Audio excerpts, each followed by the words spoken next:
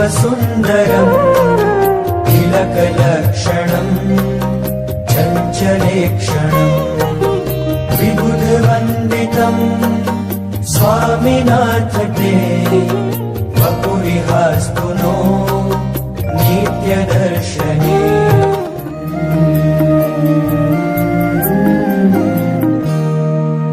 अतिमनोहरम् सर्वसुन्दरम् तिलकलक्षणम् चञ्चलेक्षणम् विबुधवन्दितम् स्वामिनाथ ते वपुरिहास्तु नो नित्यदर्शने।